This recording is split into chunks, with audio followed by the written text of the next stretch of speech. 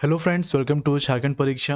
जैसे सीजीएल 2022 के लिए ये जो सीरीज है झारखंड हिस्ट्री, इसमें हम लोग झारखंड के क्षेत्रीय राजवंश पढ़ रहे थे। ओके, एक बार मैं रिवीजन करवा देता हूँ, 2-3-5 मिनट का समय लेके। देखिए, मैंने कल क्या पढ़ाया था।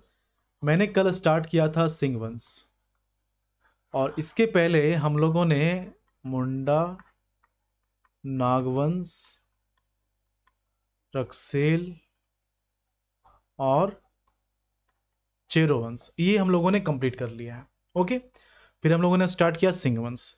तो सिंह वंश में हम लोगों ने क्या पढ़ा, मैंने इसके बारे में बेसिक डिटेल बताया था। मैंने बताया था किस तरह से राजस्थान के राठौर जो हैं इस क्षेत्र में आके बसते हैं, और आने के साथ जो है सिंहभूम में आने के साथ ये दो पार्ट में बढ़ जाते हैं। तुरंत नहीं बढ़ते हैं, पहले इनकी पहली शाखा की स्थापना होती है, जिसकी स्थापना की जाती है काशीनाथ सिंह के थ्रू। ओके, और ये वही हैं जो पोरहाट राज्य की स्थापना करते हैं। ओके, तो इस तरह से ये समय चलते रहता है। फिर एक समय आता है, फिर दूसरी शाखा की स्थापना होती है, और दूसरी शाखा की स्थापना जो होती है ये दर्प नारायण सिंह के द्वारा की जाती है। ठीक है, इसमें बहुत सारे लोग आते हैं, शासन करते हैं। इसमें एक शासक आता है जगन्नाथ सिंह। ओके, इस नाम से बहुत राजा हुए इस वंश में। तो जगन्नाथ सिंह जो है, इसके दो बेटे, एक पुरुषोत्तम सिंह और एक था विक्रम सिंह। ठीक है, पुरुषोत्तम सिंह का बेटा था अर्जुन सिंह। अर्जुन सिंह जब अपनी माँ के पेट में ही था तो उनके पिता की मृत्यु हुई थी। इसके जन्म के बाद जो विक्रम सिंह इसके चाचा है, इन्होंने इसका पालन किया था, इनको पोसा था। ओके, पोषण किया था। अब क्या हुआ कि अर्जुन सिंह के पास जो जागीर मिली थी सिंहभूम पीर, ये दे दिया विक्रम सिंह को इन्होंने। और विक्रम सिंह इस सिंहभूम पीर के साथ कुछ और राज्य को मिलाकर सरायकेला राज्य की स्थापना करता है। सरायकेला राज्य की स्थापना करता है कौन? विक्रम सिंह। ये मैंने बताया था कल। फिर मैंने बताया कि इसी जो दूसरी शाखा है, दूसरी शाखा में फिर बहुत सारे राजा हुए, जैसे पुरुषोत्तम सिंह आया, फिर अर्जुन सिंह जो कि इसके बेटे थे, उसके बाद अमर सिंह आया। अमर सिंह के बाद फिर जगन्नाथ सिंह आता है, जगन्नाथ सिंह फोर। ओके, तो जगन्नाथ सिंह फोर जब था तो इस समय आते आते इसके क्षेत्र में इसका जो प्रभुत्व है, इसका जो कंट्रोल है, थोड़ा सा कम हो जाता है। और इस क्षेत्र में जो हो जनजाति के लोग रहते हैं, जो कोल जनजाति के लोग रहते हैं, तो अब क्या करते हैं कि ये इनका विरोध करना शुरू कर देते हैं। तो विरोध इस तरह से किया जाता है कि इनको जो है ये तो खुद नियंत्रण कर नहीं पाते हैं, तो ये मदद लेते हैं नागवंशी राजा। इनका नाम क्या है? इनका नाम है दर्पनाथ शाही। ओके, तो इनकी मदद लेते हैं, लेकिन फिर भी इनकी संयुक्त सेना को ये लोग हरा देते हैं। फिर ये क्या करते हैं, फाइनली ये लेते हैं अंग्रेजों की मदद। और इस तरह से अंग्रेजों का आगमन होता है सिंहभूम के क्षेत्र में 1767 में। ठीक है, अब जब अंग्रेज यहाँ पर आते हैं तो इनका तो उद्देश्य कुछ और था, मदद तो बहाना था। जब यहाँ पर ये आते हैं तो फिर अब ये हावी होने लगते हैं, बहुत सारे क्षेत्र को अपने कब्जे में लेने लगते हैं। ओके, फिर मैंने बताया कि इस समय 3 राज्य थे। ओके, ढालभूम, पोरहाट और कोल्हान, ये 3 राज्य थे। ढालभूम में किस तरह से अंग्रेज आक्रमण करता है, किस तरह से इसको जो है अपने अधीन लाता है, ये मैंने बताया था लास्ट क्लास में। यहां तक क्लास हो गया था, फिर किस तरह से ढाल विद्रोह होता है। तो ये हो गया। आज हम लोग स्टार्ट करेंगे पोरहाट। तो यहां से हम लोग आज पढ़ना स्टार्ट करते हैं। ये कल तक जो है हो गया था लास्ट क्लास। आज सिंह वंश को हम लोग खत्म कर देंगे, मतलब सिंह वंश कंप्लीट हो जाएगा। सिंह वंश कंप्लीट करके हम लोग जो है मान वंश भी पढ़ लेंगे। ओके, ये 2 वंश आज हम लोग पढ़ लेंगे, ये कंप्लीट हो जाएगा। और 1 से 2 दिन लगेगा, 1 से 2 दिन, हो सकता है अगले दिन, कल ही जो है ये जो है झारखंड का क्षेत्रीय राजवंश ये कंप्लीट हो जाएगा। फिर हम लोग झारखंड हिस्ट्री के आगे के चैप्टर्स को पढ़ेंगे और उसके पहले इस पर बेस्ट क्वेश्चन कर लेंगे। तो अब ये कंप्लीट होने वाला है। ओके, तो चलिए हम लोग आगे के जो टॉपिक है उसको स्टार्ट करते हैं। पोरहाट से स्टार्ट करेंगे हम लोग। पोरहाट, तो पोरहाट जो है, अब इस राज्य में भी अंग्रेजों का आक्रमण होता है। तो अंग्रेज आक्रमण करते हैं, तो अंग्रेजों के आक्रमण का उद्देश्य क्या होता है? अंग्रेजों के आक्रमण का उद्देश्य क्या होता है? तो इसका जो उद्देश्य है, पहला उद्देश्य ये है कि इस क्षेत्र के जो नमक व्यापारी हैं, इस क्षेत्र के जो नमक व्यापारी हैं, ये क्या करते हैं? इस क्षेत्र के नमक व्यापारी ये क्या करते हैं? ये अंग्रेजों से व्यापार ना करके ये करते हैं उड़ीसा के क्षेत्र से। ठीक है, तो अब इसलिए ये आक्रमण करते हैं। एक उद्देश्य ये हो गया। दूसरा उद्देश्य ये होता है कि इनको जो है एक सड़क मार्ग बनाना होता है। एक सड़क मार्ग बनाना होता है संबलपुर बंगाल से कटक बनारस। तो ये दो सुरक्षित मार्ग इनको बनाना होता है। तो ये दो मुख्य उद्देश्य हैं अंग्रेजों के, जिसके कारण अंग्रेज पोरहाट पर आक्रमण करता है। ओके, किसके द्वारा आक्रमण किया जाता है? ये आक्रमण किया जाता है कैप्टन फोर्बिस की सहायता से यहाँ पर आक्रमण किया जाता है। तो जब आक्रमण किया जाता है, उस समय पोरहाट के जो राजा थे उनका नाम क्या है? पोरहाट के जो राजा थे, ये राजा थे घनश्याम सिंह। ठीक है, अंग्रेज उस समय तक हावी हो चुके थे, तो राजा घनश्याम सिंह जो है ये संधि के लिए तैयार हो जाते हैं। ये जो है संधि के लिए तैयार हो जाते हैं। लड़ाई होती नहीं है, तो संधि के लिए ये जो प्रस्ताव रखते हैं घनश्याम सिंह, इनके आप पॉइंट्स को देखिए। पहला जो टर्म होता है संधि के लिए, ये इनका कहना होता है, जो पोरहाट राजा है, कौन है? ये है राजा घनश्याम सिंह। ठीक है, तो पोरहाट राजा ये चाहते हैं कि जो सरायकेला खरसावां, ये उस समय तक जो है एक हो चुका था, इस पर कब्जा करके।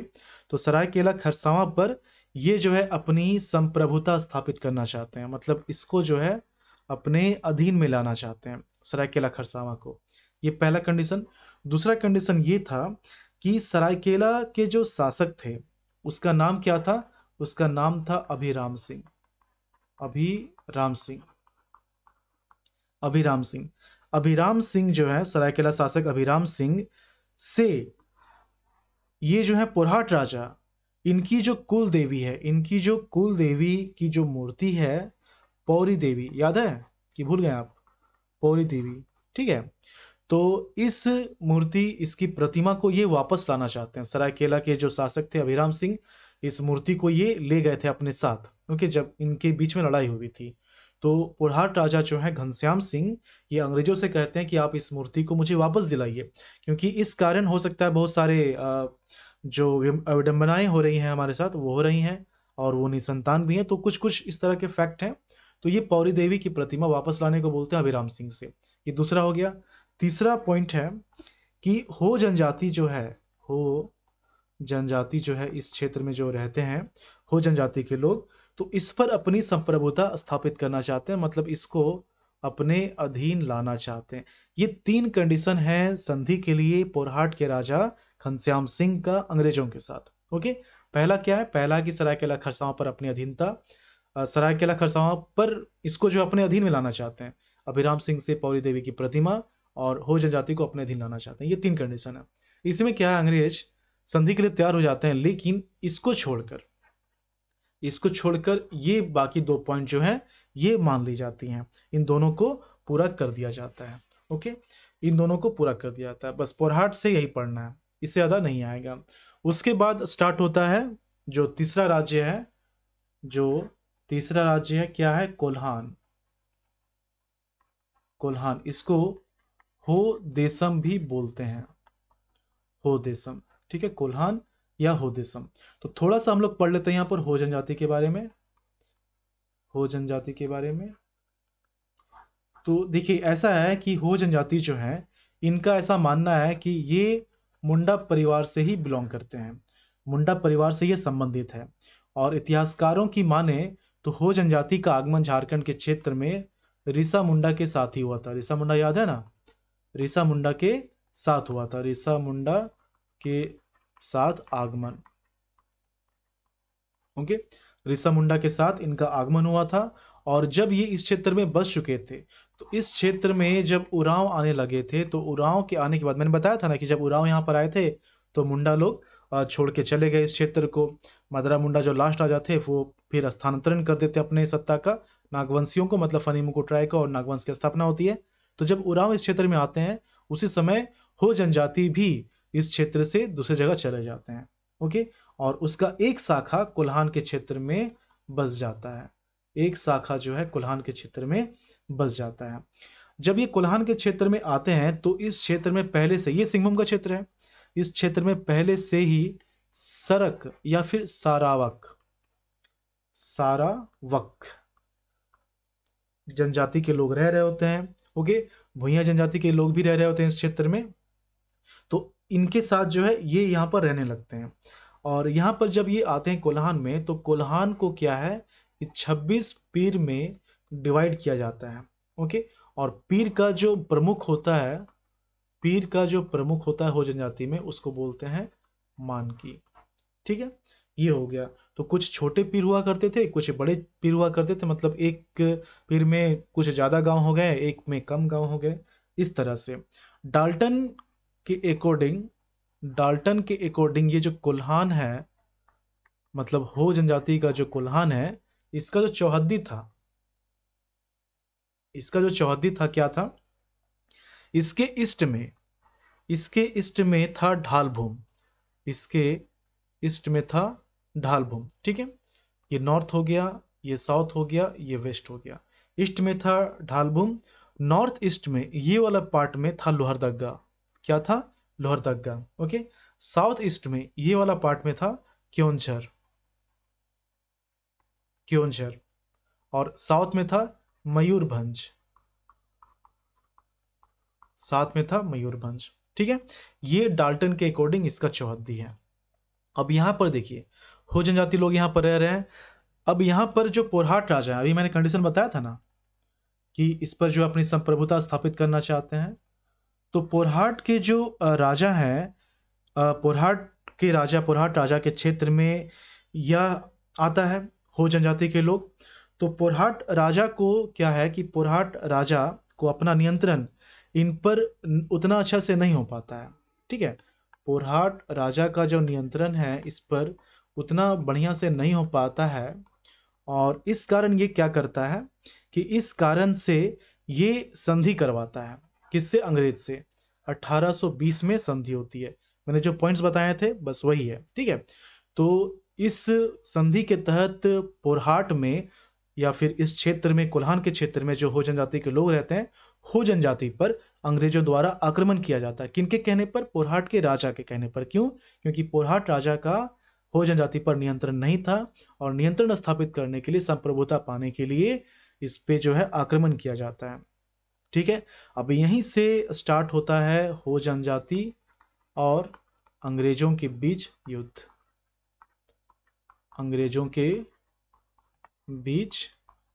युद्ध, ठीक है। अब यहां पर एक याद रखना आपको कि 1820 में मेजर रपसेज इसका आक्रमण होता है चाईबासा के रोरो नदी के पास जो है युद्ध होता है, और इसमें अंग्रेज जो है ये जीत जाते हैं। इस तरह से युद्ध चलता रहता है। फिर बीच में जब हो जनजाति लोग टैक्स के लिए मान जाते हैं, टैक्स देने के लिए, फिर इन्हें मौका मिलता है और ये टैक्स देना बंद कर देते हैं, इस तरह से ये चलता रहता है। 1831 से 32 में कोल विद्रोह देखने को मिलता है।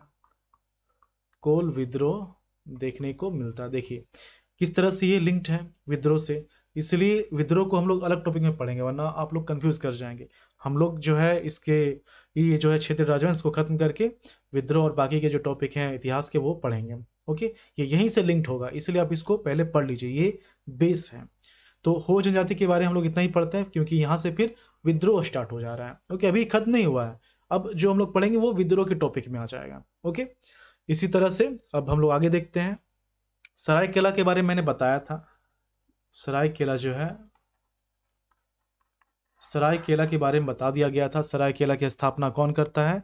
सरायकेला की स्थापना जो है विक्रम सिंह करता है। ठीक है, कौन करता है स्थापना? विक्रम सिंह। किस तरह से करता है ये आप जान चुके हैं, विक्रम सिंह। अब यहां पर सरायकेला के बारे में कुछ और पॉइंट मैं बता रहा हूं। देखिए, 1803 में जब एंग्लो मराठा वार होता है तो सरायकेला के जो राजा हैं अभिराम सिंह, अभिराम सिंह, तो अभिराम सिंह ये अंग्रेजों की मदद करते हैं, अंग्रेजों की मदद करते हैं, हेल्प्ड अंग्रेज। ठीक है, उसके बाद सरायकेला के राजा की सहायता से ही जो अंग्रेज हैं, जो अंग्रेज हैं ये तमाड़ के जो नेता थे, विद्रोही नेता रुदन, इनको पकड़ पाते हैं सरायकेला के राजा की सहायता से। ओके, 1857 में अंग्रेजों की मदद की गई थी सरायकेला के नरेश के द्वारा, और इसी कारण अंग्रेज खुश होकर सरायकेला के जो नरेश हैं इनको एक क्षेत्र देते हैं पुरहाट का, और उस क्षेत्र का नाम होता है काराकेला। ओके, इस क्षेत्र को गिफ्ट किया जाता है। क्यों? क्योंकि 1857 के विद्रोह में, क्रांति में सरायकेला के नरेश ने अंग्रेजों की मदद की थी। इसके जो लास्ट राजा होते हैं सरायकेला के, लास्ट किंग, उनका नाम है प्रताप सिंह देव, प्रताप सिंह देव। ओके, तो ये हो गया सरायकेला। इसके बाद है खरसावां। तो खरसावां से ज्यादा कुछ है नहीं, खरसावां। तो खरसावां में क्या है कि इसकी जो स्थापना है खरसावां की, ये विक्रम सिंह ऑफिशियली जो है, वैसे तो पहले ही ये क्षेत्र एग्जिस्ट कर रहा था, विक्रम सिंह बाद में इस पर कब्जा भी कर लेता, लेकिन ऑफिशियली खरसावां की स्थापना जो होती है विक्रम सिंह के दूसरे पुत्र के थ्रू किया जाता है, दूसरे पुत्र के द्वारा किया जाता है। ठीक है, अब यहां पर एक चीज आप याद रखेंगे हमेशा कि जब देश आजाद हुआ उस समय सरायकेला, सरायकेला और खरसावां, सरायकेला और खरसावां ये दो अलग अलग रियासत थे, इनको मिलाकर एक जिला बनाया जाता है, सिंहभूम जिला। एक जिला बनाया जाता है सिंहभूम जिला। कब? 1949, 2 नवंबर 1949। ठीक है, अब फिर क्या होता है कि इसको, सिंहभूम को दो पार्ट में डिवाइड कर दिया जाता है। एक होता है ईस्ट सिंहभूम, एक होता है वेस्ट सिंहभूम। ये कब होता है? ये होता है 16 जनवरी 1990 को। उसके बाद वेस्ट सिंहभूम को डिवाइड करके एक नया जिला बनाया जाता है सरायकेला खरसावां। ये कब बनता है?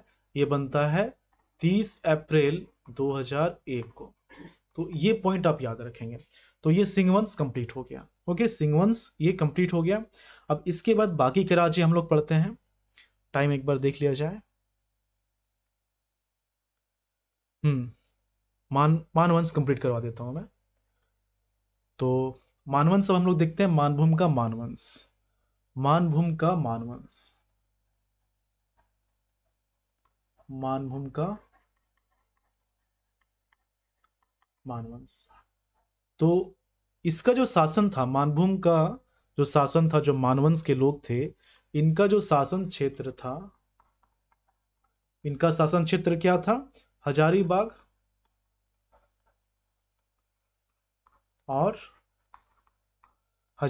और मानभूम का क्षेत्र, ये इनका शासन क्षेत्र था, हजारीबाग और मानभूम का क्षेत्र। मानवंश की जानकारी कहां से मिलती है? मानवंश की जानकारी, ये सब क्वेश्चन आता है कि इस वंश की जानकारी कहां से मिलती है, कौन सा शिलालेख है। तो मानवंश की जो जानकारी मिलती है, ये 2 पॉइंट आपको याद रखना है। पहला पॉइंट ये है कि 8वीं सदी का जो दूध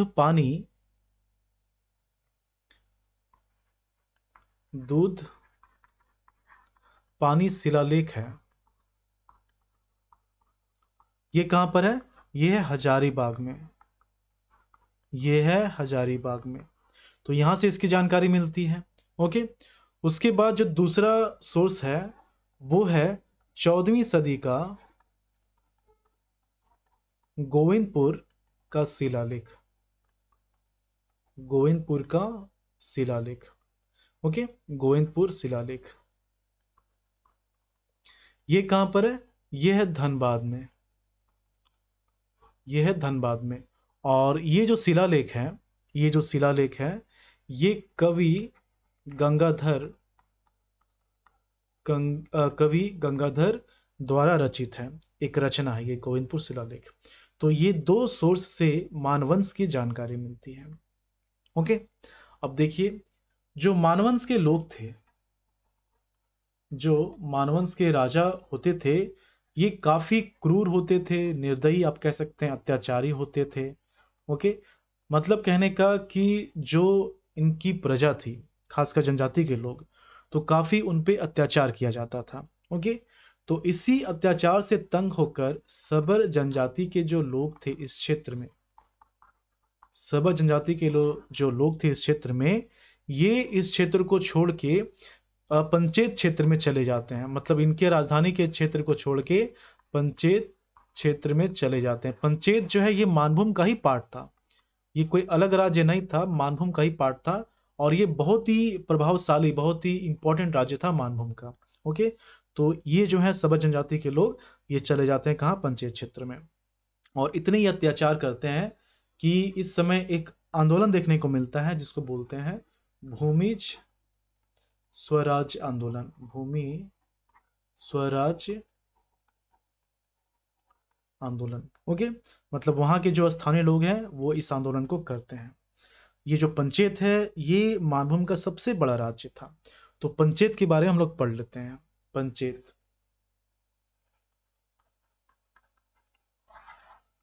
पंचेत जो है इसके जो संस्थापक है, इसको देखिए, ये इंपॉर्टेंट है। पंचेत, इसके जो संस्थापक हैं ये कौन है? गोमुखी राजा से इनको जाना जाता है, गोमुखी राजा। ठीक है। और ये जो है ये काशीपुर नरेश के पुत्र हैं, काशीपुर नरेश के पुत्र। ओके। इसका जो शासन था ये मानभूम का ही क्षेत्र आ जाएगा। क्या आ जाएगा? मानभूम का क्षेत्र आ जाएगा, मानभूम का क्षेत्र आ जाएगा। ओके। और ये मानभूम का सबसे शक्तिशाली राज था। अब यहाँ पर इसको देखिए कि किस तरह से, एक छोटी सी कथा है वो मैं बता रहा हूँ कहानी इसके बारे में। गोमुखी जो राजा थे, तो एक कथा के अनुसार जो काशीपुर नरेश थे, काशीपुर जो नरेश थे, तो इनकी पत्नी ये दक्षिण की ओर जाती है तीर्थ यात्रा के लिए जगन्नाथपुरी में। ओके। तो ये पंचेत क्षेत्र होते हुए जाती है। ये कहानी सुन के कुछ और आपको याद आएगा, कमेंट करके आप मुझे बताएंगे किससे ये रिलेटेबल है। पंचेत क्षेत्र से होते हुए जाते हैं और बीच में इनका गर्भपात होता है और एक बच्चे का जन्म होता है, एक बच्चे का जन्म होता है।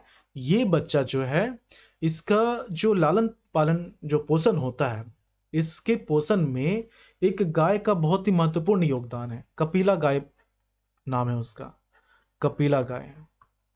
ओके।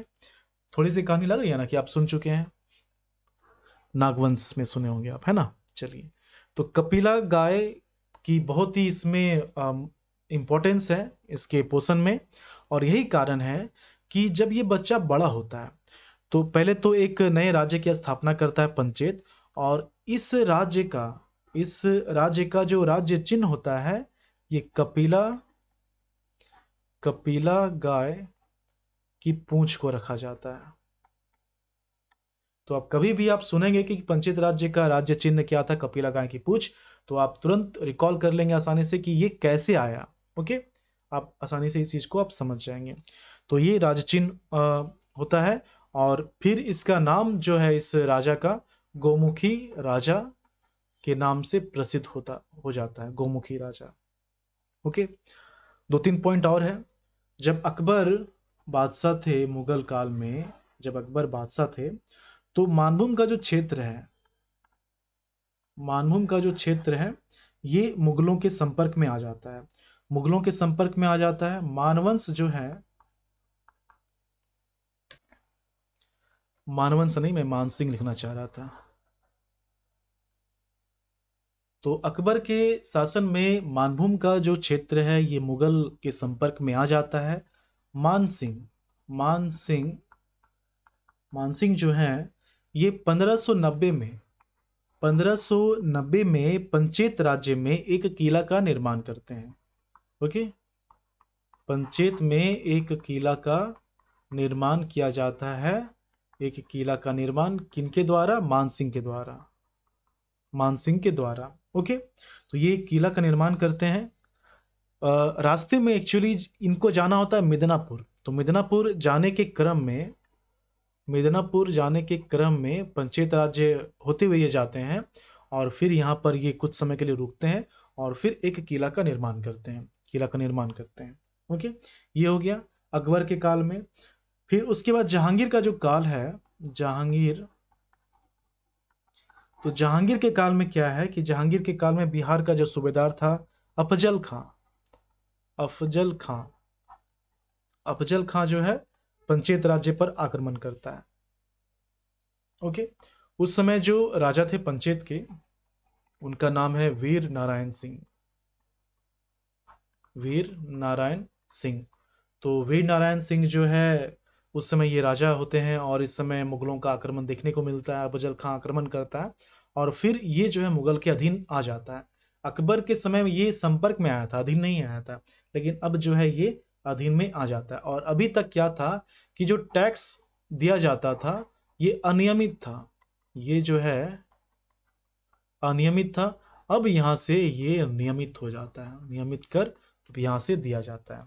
ठीक है, अभी क्या होता है कि धीरे धीरे जब उत्तर मुगल काल का समय आता है, उत्तर मुगल काल का जब समय आता है, तो अब ये क्या है कि एक तो मुगल काल, मुगल जो राजा है वो भी कमजोर हो रहे हैं और ये जो है मानभूम का राजा, जो मानभूम के शासक हैं, ये भी कमजोर हो रहे हैं।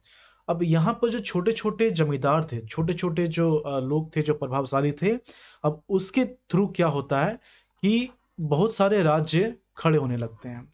ओके, अब यहीं से फिर हम लोग पढ़ेंगे छोटे छोटे राज्यों के बारे में। ओके, कुछ इसके होंगे, कुछ दूसरे के होंगे, जैसे कि हम लोग पढ़ेंगे अब हजारीबाग के बारे में। ओके, हजारीबाग पढ़ा जाएगा। फिर हम लोग पढ़ेंगे रामगढ़, रामगढ़ इंपॉर्टेंट है, रामगढ़ पढ़ेंगे।